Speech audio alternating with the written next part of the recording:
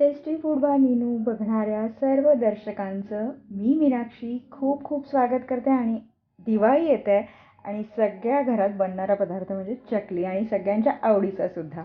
तर हा पदार्थ अगदी संपेपर्यंत छान कुरकुरीत राहील यासाठी आपल्याला काय करता येईल आणि अगदी कमी वेळात आपल्याला कसं ही रेसिपी करता येईल ते बघणार आहोत आपण. तर या चकल्या कशा पद्धतीने बनवायच्या त्या आपण पाहूया. खूप जास्त भाजणी करण्याची गरज नाही. आपण 1 वाटी इथे डाळवा घेतलेला आहे आणि हा डाळवा आता आपण थोडासा भाजून घेणार आहोत. अगदी खूप जास्त नाही, आपल्याला लाल अजिबात करायचा नाही आहे. फक्त त्याच्यातली थोडंसं जे ओलावा त्यात असेल तो आपल्याला थोडा कमी करायचा आहे, बस. इतपतच आपल्याला भाजायचं आहे, खूप जास्त भाजायचं नाही आहे. कारण डाळवा लगेच आपण मिक्सरला बारीक केला तर तो लगेच बारीक त्याची पावडर होऊन जाईल. तर आता हा 1 वाटी डाळवा आपण मिक्सरला बारीक करतो आहे. थंड करून घेतला आहे मी आणि छान खूप जास्त न भाजता थोडासा भाजलेला आहे. तर आपल्या डाळव्याचं जे 1 वाटीचं पीठ होतं ते तयार झालेलं आहे आणि ते चाळून घ्यायचं आहे. ते यासाठी की त्यात थोडे जाडकण राहण्याची शक्यता असते, कारण आपण जेव्हा चक्कीमध्ये दळतो तेव्हा बारीक येतं पीठ, पण कण येण्याची शक्यता ती चक्कीतसुद्धा असते, पण आपलं मिक्सरमध्ये आहे तर त्यात तर असतेच असते. त्यामुळे आपल्याला थोडं काढून घ्यायचं आहे. आता 1 वाटी आपण डाळव्याचं पीठ घेतलेलं आहे, तर आपल्याला त्याच्या प्रमाणात 4 वाटी आपण तांदूळाचं पीठ घेणार आहोत. तर त्याच वाटीने मोजून मी तांदळाचं 4 वाटी पीठ घेणार आहे. आणि आता हे पीठ जे आहे एवढ्या पिठाच्या आपण आता चकल्या करणार आहोत. तर आता समोरच्या स्टेप्स आपण पाहूया.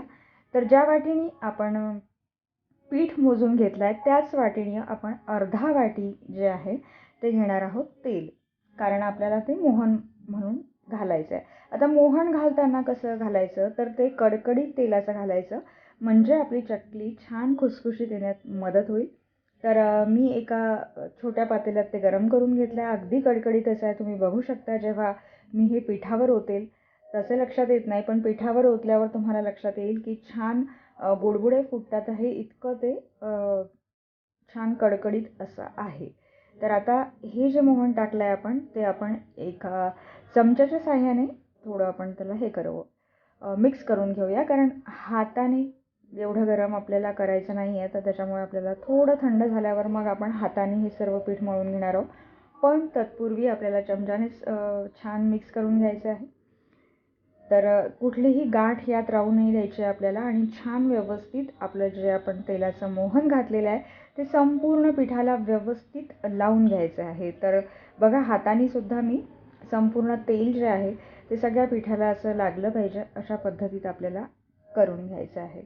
तर अशा पद्धतीने. आणि मोहन कसं आहे तर बघू शकता, तसं तर प्रमाण सांगितलं आहे, पण मुठ्ठीसुद्धा होते आपल्या पिठाची, इतपत ते मोहन आपलं आहे. आता इथे घालतो आहे आपण 2 टेबलस्पून मी घेतला आहे ओवा. आणि ओवासुद्धा पाहून घ्यायचा, कारण खडे असण्याची शक्यता असते, मग अशा वेळी आपली चकली खराब होऊ शकते. तर ओवा घातला आहे 2 टेबलस्पून. 2 टेबलस्पून मी घेतला आहे इथे धने आणि जिऱ्याची एकत्रित केलेली ही पावडर आहे, ती 2 टेबलस्पून घेतलेली आहे. आणि आता त्यानंतर आपण घालणार आहोत यात तिखट.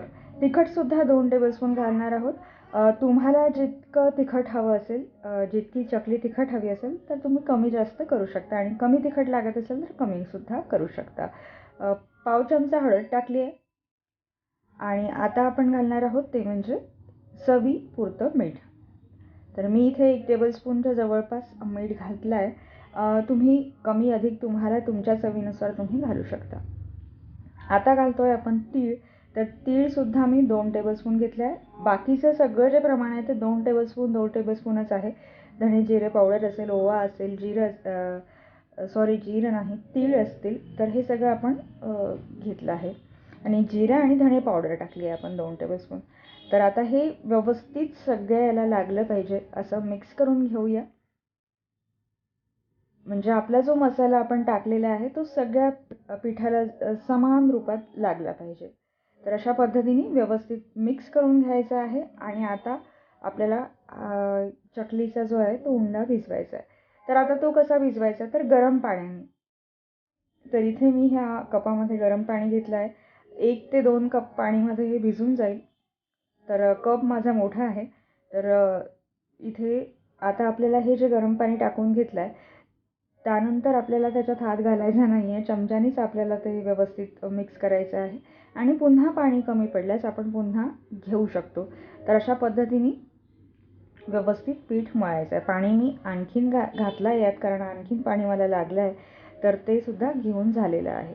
तर अशा पद्धतीने गोळा मळायचा आहे. आता मी एक गोष्ट सांगते की हे जे पीठ आहे याला थोडासा चिकटावा तुम्हाला कमी वाटत आहे आणि तो आहे सुद्धा.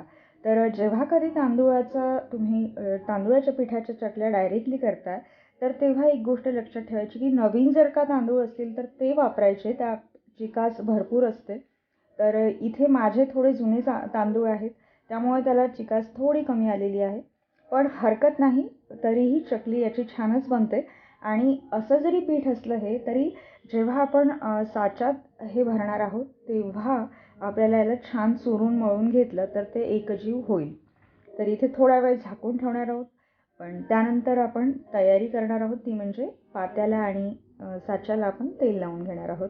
तर छान काटेदार असा साचा आहे माझा आणि आता त्याला तेल लावतो आहे. तर तांदूळाच्या पिठाची चकली करताना लक्षात ठेवायचं नाही, तर असं नको व्हायला की तांदूळाच्या पिठाची चकली करून दाखवली आहे पण आम्हाला येतच नाही आहे. तर लक्षात घ्यायचं आहे की तांदूळाच्या जो वापर करणार आहोत आपण पीठ दळण्यासाठी, तो म्हणजे नवीन तांदूळ असेल तर उत्तमच राहील.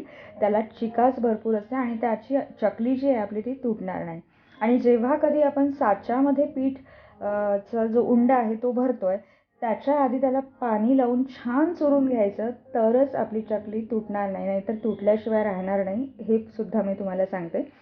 त्यामुळे पाणी लावून व्यवस्थित मळून घ्यायचं आणि असा गोळा तयार करून घ्यायचा आणि मगच आपल्या साच्यात भरायचं.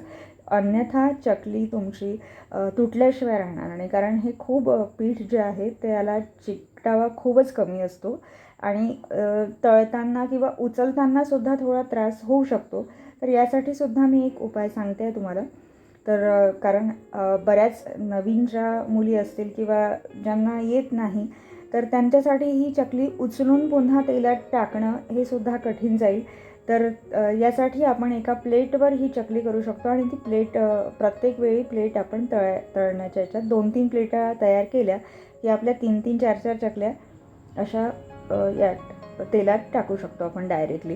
म्हणजे त्याला हात लावण्याची किंवा तुटण्याची भीती नसते. तर बघू शकता, आता मी तुम्हाला एक दाखवते. मी प्लेटवर ही चकली केलेली आहे आणि डायरेक्ट प्लेट अशी यात टाकलेली आहे. तर ही सुद्धा एक म्हणजे जर खूपच तुमचं जे उंडा आहे तो जर खूप निकस असा झाला किंवा त्यात चिकटावा जराही नसला, तर अशा पद्धतीने ट्रिक वापरून सुद्धा तुम्ही करू शकता. तर आता तळताना काय गोष्ट लक्षात घ्यायची आहे, तर भरपूर वेळ होऊ द्यायची आहे. अगदीच कमी झाली आणि आपण लगेच काढून घेतली असं करायचं नाही आहे. तर छान व्यवस्थित चकली होऊ द्यायची आहे. खूप जास्त जळू पण द्यायची नाही आहे, पण व्यवस्थित होऊ देणं हे खूप गरजेचं आहे. तर बघू शकता, असा रंग येईपर्यंत व्यवस्थित चकली कडकावा त्याला येईपर्यंत होऊ द्यायची आहे आणि मग तुमची चकली एकदम परफेक्ट तयार होईल आणि संपेपर्यंत कुरकुरीत राहील याची गॅरंटी मी देते. तर ही चकली पूर्ण तांदूळ आणि डाळव्याचीच आहे आणि अगदी छान झाली आहे आणि कुरकुरीत आहे. तर तुम्ही बघू शकता, आता मी तुम्हाला फोडून दाखवते. तर एकदम कुरकुरीत अशी ही चकली तयार होते. तर रेसिपी आवडल्यास लाईक, शेअर आणि कमेंट करायला विसरू नका आणि सबस्क्राईबसुद्धा नक्की करा.